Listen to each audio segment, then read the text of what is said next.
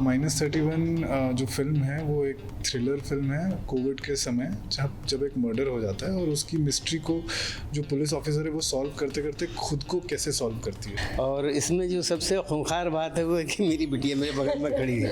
तो एक ऐसी कॉप जो मतलब कोई सॉल्व करने जा रही है तो पीछे रैप म्यूजिक बज रहा है। क्योंकि मैं तो देखूंगा चाहे कुछ हो, अभी तक नहीं देखी मैंने और आप भी देखिए। कहीं वो मेरे पापा है, कहीं मम्मी है, कहीं मैं उनकी मम्मी हूँ, सॉरी बीवी तो नहीं हो सकती, और बेटी हूँ।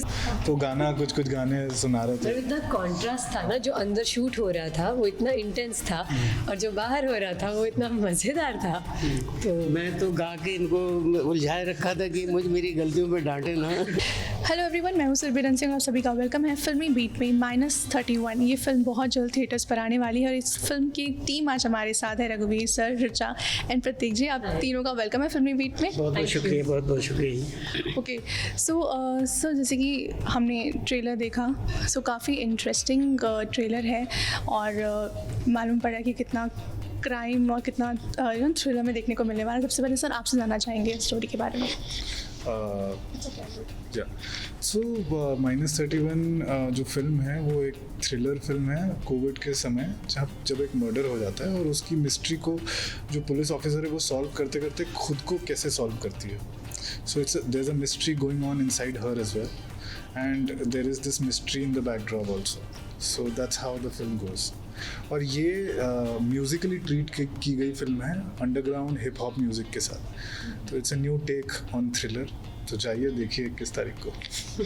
ओके सर, आप तो जो भी किरदार करते हैं लोगों को बहुत पसंद आता है, फिर वो कैरेक्टर हो या आपके बोलने का अंदाज़ हो, इसमें हम जानना चाहेंगे कैसा आपका किरदार होने वाला है। किरदार तो फादर का है, लेकिन कैसे बोलता है ये तो पता नहीं, वो तो फिल्म में पता चलेगा। और इसमें जो सबसे खूंखार बात है वो है कि मेरी बिटिया मेरे बगल में खड़ी है। तो ये खूंखारी जो इस फिल्म में निकल के आएगी बाप बेटे के बीच की, तो वो इसी में नज़र आएगी। और मैं भी पुलिस में था एक ज़माने में, ये अब है, तो ये दोनों के ज़माने जो आपस में टकराते हैं वो बड़ा इंटरेस्टिंग सा है, बड़ी खूबसूरती से लिखा गया है। तो जिस तरह से लिखा गया है उसी तरह से हमने खूबसूरती से कोशिश तो की है, अब देखते हैं कितने खूबसूरत हो पाते हैं। तो लेकिन बहुत ही मज़ेदार था, बहुत मज़ा आया काम करके और कोशिश तो हमने बड़े ईमानदारी से की है करने की। तो क्योंकि करवाए वैसे गया ईमानदारी से, बड़े ऑथेंटिक तरीके से, और कहीं किसी तरह की हमारे ऊपर दबाव नहीं था। तो बड़ी अच्छी बात लगी इस फिल्म को करते हुए कि जैसे हमको समझ आ रहा है कि ये कैरेक्टर के, तो उससे पहले हमारी बात होती रहती थी सीन पढ़ने से पहले, तो बड़ी छूट भी मिल गई थी हमें। जो हमें डायरेक्टर की बात बड़ी अच्छी लगी कि उन्होंने जो छूट दे दी। तो क्या है, ज़्यादा छूट मिल जाए तो बिखरने भी लगते हैं। तो नहीं दिया, हाँ, तो बिखरने अगर आदमी लग जाए ना तो बिगड़ता भी एक काम है, तो उतना नहीं बिखरने दिया इन्होंने।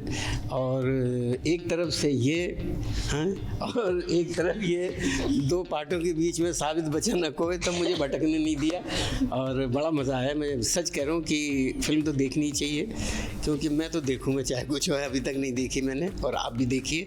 और मेरे ख्याल से बड़ी उम्मीद है इस फिल्म की कि जिस ढंग से, जिस शिद्दत के साथ बनाई गई है, बेहतरी होगी फिल्म। Thank you. सो अर्चा सर ने तो खूंखार कह दिया है, आपसे जानना चाहेंगे।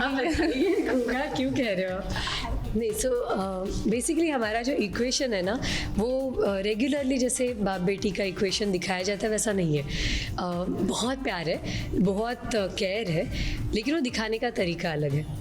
सो इसलिए वो कह रहे खूंखार, क्योंकि नोक-झोंक, हाँ करेक्ट। सो एजी, थोड़ा सा रफ, कहीं वो मेरे पापा है, कहीं मम्मी है, कहीं मैं उनकी मम्मी हूँ, सॉरी बीवी तो नहीं हो सकती, और बेटी हूँ। So it's a very complicated yet a very strong equation. ऐसा यूजुअली स्क्रीन्स पे नहीं पोर्ट्रे करते, रियल लाइफ में होता है। So we really enjoyed portraying it. Okay, so एक मर्डर मिस्ट्री है जो लॉकडाउन से भी रिलेटेड है। अगर मैं आप लोगों का एक्सपीरियंस पूछूं पीछे जाके कि कैसा था लॉकडाउन का हिसाब से? कुछ मज़ा भी आया मुझे, क्योंकि अपने अंदर झांकने का मौका मिला। बहुत दिनों से हम अपने अंदर झांके नहीं थे, हम बाहर की दुनिया को देख के चल रहे थे, और जैसे दुनिया चला रही थी वैसे हम चलने लग गए थे। इसमें बड़ा मौका मिला कि आप क्या हैं भैया, आप कहाँ जा रहे हैं, किस रास्ता, कौन सा रास्ता आपने इख्तियार कर रखा है, तो ज़रा देख लीजिए कि आपने जो रास्ते इख्तियार किए हैं, जिन रास्तों पे आप चले हैं, इतने दिन में आप सही रास्ते पे थे या कुछ गलतियाँ भी कर बैठे हैं। तो गलतियाँ भी बहुत सारी निकली और कुछ थोड़ा थोड़ा सही भी निकला। और किताबों में बड़ी धूल लग गई थी, वो बहुत दिनों से घर का काम नहीं किया था, झाड़ू वाड़ू नहीं लगाई थी, तो वो लगाए तो बहुत सारी नई चीज़ें मिल गई। जब घर की सफाई की तो बहुत सारी किताबें जो पुराने वक्त की पड़ी हुई थी, NSD के ज़माने की, वो निकल आए। कुछ इंस्ट्रूमेंट मैंने बहुत दिनों से खोले नहीं थे, उनको खोलने का मौका मिला। तो ले दे के 75% तो बहुत मज़ा आया। 25% जो बाहर की दुनिया को दे के तकलीफ़ों से जूझना पड़ा वो था। तो मिला जुला के बस यही था कि सीखने का बड़ा मौका मिला और ये कि इंसानियत कहाँ जा रही है वो भी देखने का मौका मिला और समझने का मौका मिला। तो ले दे के जो था अच्छा ही था, बेहतर ही था। सर ऐसा कोई इंसिडेंट था जो इस फिल्म के दौरान, शूट के दौरान आपको कुछ याद आया हो? इन्होंने मुझे धक्का मारा था, मैं खटिया पे गिर गया था। उसके बाद फिर जब ये मुझे चोट लगी तो इन्होंने पूछ लिया तो मेरी चोट ठीक हो गई। मेरे ख्याल से ये इंसिडेंट आपको बाद में याद आएगा। Actually more than talking about my own experience, because वो मिक्स था। एक तो मुझे खुद को कोविड हुआ था विच वॉज प्रिटी बैड। जो भी हो रहा था दोस्तों के साथ, फैमिलीज़ के साथ, I am very thankful, grateful कि now we are out of it. But as an artist, I got a lot of time with myself, and which was great. तो काफ़ी लिखा, काफ़ी पोइट्री कहिए या स्क्रिप्ट कहिए, और काफ़ी चीज़ें, मतलब अच्छा म्यूज़िक सुना, अच्छी, सो एनरिचिंग भी था। So it was a mixed experience. जैसे कि सर ने पहले ही कहा कि अपने आप के साथ समय बिताने का बहुत समय मिला, तो इंट्रोस्पेक्शन तो डेफिनेटली हुआ ही है, बट उसके साथ साथ विवेक जो एक चीज़ है, कॉन्शियस जो चीज़ है, निचले तबके को इस तरीके से सफ़र होते हुए, क्योंकि हम लोग सब लोग प्रिविलेज्ड ही हैं, क्योंकि प्रिविलेज्ड लोग ये इंट्रोस्पेक्शन करने का उनके पास स्कोप है, बट निचले तबकों को इंट्रोस्पेक्शन से ज़्यादा वो अभी भी सफ़र कर रहे हैं। आई थिंक वो जो खुदगर्जी मैंने फील की थी कि मैं कुछ नहीं कर पा रहा हूँ, तो उसने एक मेरे अंदर ये जर्म डाला कि मैं ऐसा कुछ एक लिख पाऊँ। तो वहाँ से मेरे को ऐसा लगता है कि मेरी कहानी निकली है। बट अदर देन दैट, हाँ, कोविड ने तो डेफिनेटली, मैं अपने आप के बारे में ज़्यादा बेहतर जानता हूँ अभी, क्योंकि उतना समय मिला है अपने साथ जानने में कि मैंने क्या गलतियाँ की थी पहले। यही लगता है मुझे कोविड में। I think the beauty of this, मतलब ये जो कोविड के टाइम पे इन्होंने कहानी सिचुएट किया है, उसका द ब्यूटी इज़ कि हर इंसान, जब आपको किसी कॉर्नर में पुश किया जाता है ना, तो आप एक सर्टन तरीके से रिस्पॉन्ड करते हो, जो नॉर्मल रोज़ी दुनिया में नहीं होता। तो ये जो सारे कैरेक्टर्स हैं ना, ये बहुत ह्यूमन लेवल पे रिस्पॉन्ड कर रहे हैं जो चीज़ें हो रही है उसको, विच इज़ ब्यूटिफुल। मतलब दैट इज़ वाई ये जो बेस है ये जस्टिफाई होता है। ओके, फिल्म ऑन स्क्रीन तो लोग 21 जुलाई को देख ही लेंगे, लेकिन अगर कुछ बिहाइंड द सीन्स की अगर बात करें, शूट करते वक्त कुछ कुछ हुआ हो जो आप लोग अभी भी याद करें, जैसे सर ने वो धक्का देने वाली बात बताई, वैसे और कोई इंसिडेंट सर आप शेयर करना चाहेंगे? मैंने बताया पे बारिश चल रही है और हम लोग अंदर एक सीन, पहले प्रोडक्शन डिज़ाइन और सिनेमाटोग्राफी अपना डिपार्टमेंट काम कर रहा है, और घर के ठीक बाहर एक छोटा सा छत था जहाँ पे भीनी बारिश गिर रही थी, और हम लोग, सर बहुत सुंदर गाना गाते हैं, तो गाना कुछ गाने सुना रहे थे। इतना कॉन्ट्रास्ट था ना, जो अंदर शूट हो रहा था वो इतना इंटेंस था, और जो बाहर हो रहा था वो इतना मज़ेदार था। तो मैं तो गा के इनको उलझाए रखा था कि मेरी गलतियों पे डांटे ना।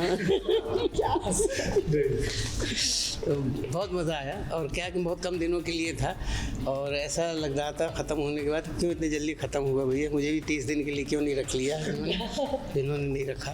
तो ये मुझे बड़ी तकलीफ है इस बात की बड़ी तकलीफ है, क्योंकि इतने मज़े किए इन्होंने, और मुझे 3-4 दिन के लिए गया था, उसी में मुझे पता लग गया 6 दिन के लिए, तो 4 कम लगे ना मुझे, 6 दिन के लिए कम लगी, इसलिए मैं 1 दिन बोलने वाला था। हाँ, मेरी शराफत के मैंने 3 दिन बोल दिए। तो ये था, तो बहुत बहुत मज़ा आया। बस यही थोड़ी सी एक खलिश रह गई कि ज़्यादा दिन क्यों नहीं शूट किया, बस। ओके सर, जैसे कि आपने गाने के बारे में आपने बात कही, तो वैसे ही चारू ने बताया कि म्यूज़िकल फिल्म होने वाली है और एक कैसे वो रैप से कनेक्टेड है, उसके बारे में क्या कहना चाहेंगे? सो मैंने अंडरग्राउंड रैप कल्चर को एक्सप्लोर किया है यहाँ पे, कि छोटे शहरों में कोई रैपर बनना चाहता है, क्योंकि मुझे ऐसा लगता है गली बॉय के बाद रैप का और हिप हॉप का पेनिट्रेशन बहुत लो 2 टियर सिटी तक चला गया है। तो 2 टियर सिटीज़ में रैप का कल्चर कैसे ग्रो हो रहा है, अंडरग्राउंड गलीज़ में कैसे रैप कल्चर डेवलप हुआ है, उसको मुझे एक्सप्लोर करना था, क्योंकि इन जनरली मैं म्यूज़िकली बहुत इंक्लाइंड हूँ, जिसको मुझे यूज़ करना था एक डिफरेंट वे से। तो एक ऐसी कॉप जो मतलब कोई सॉल्व करने जा रही है तो पीछे रैप म्यूजिक बज रहा है, तो this was my like whole idea of Preksha Sharma. तो मैंने इनफैक्ट इनको रीडिंग भी जब दी थी तो इनको गाना सुना के मैंने जिस सीन पे जो वाइब है ना, he would actually play that song for me, he like ये वाइब है। और हमने क्या नहीं किया है, हमने इस फिल्म में मतलब रास्तों पे हम भागे हैं, एंटायर लाइक नागपुर सिटी के मेन चौक पे हमने रात भर शूट किया है, घसीटा गया है, आग लगी है, पता नहीं, मतलब it has been a ride and it has translated on screen. तो बिल्कुल देखने लायक है, मतलब हमारी तरफ से तो हमने बहुत मेहनत की है। I really hope that people enjoy too. Sir, आपको रैप सुनना कितना पसंद है? आप सुनते थे या फिर यहाँ से शुरुआत होने वाली है? नहीं, मैंने कभी नहीं सुने थे, अभी इस दुनिया में आके अभी आज ज़माने में सुनना पड़ रहा है। आज उन्होंने ये रैप का बाप है। अरे आज इन्होंने ट्रेलर लॉन्च पे जो किया है, आप देख सकते हो। आप देख सकते हैं। इन्हें पता ही नहीं था कि इन्हें इतना बढ़िया रैप आता है। नहीं, बिल्कुल नहीं आता, सच्ची कह रहा हूँ मैं। ये तो इन्होंने उलझा दिया, तो मैंने ऐसी कोशिश करके देखी, बस वही था। कुछ हमें भी अगर आप सुना दे। हमें क्या सुनाऊंगा? अब वो चो वाला चाय वाला या तो दूसरा कौन सा? नहीं, वो तो अबीर करेगा, कल परसों अबीर करेगा। Thank you so much. फिर अभी वो बोल दिया है तो मैं सुना दूंगा कभी। Okay, sure. एट लास्ट क्या कुछ कहना चाहेंगे ऑडियंस से? 21 जुलाई। यस, 21 जुलाई याद रखिए, हम भी देखेंगे, आप भी देखिए। आप हमें बताइए कि हमने क्या किया और क्या करना चाहिए था, तो खामियां वो भी बताइए, खूबियां वो भी बताइए। 21 जुलाई को -31 आज ही हमने ट्रेलर देखा है थिएटर में, उसका जो एक्सपीरियंस था वो बहुत अच्छा था। So I am also looking forward to see the film in the theatres. आप भी जाइए 21 जुलाई -31। -31-21 को प्लीज़ ज़रूर जाना देखना थिएटर में, यही कहूँगा मैं।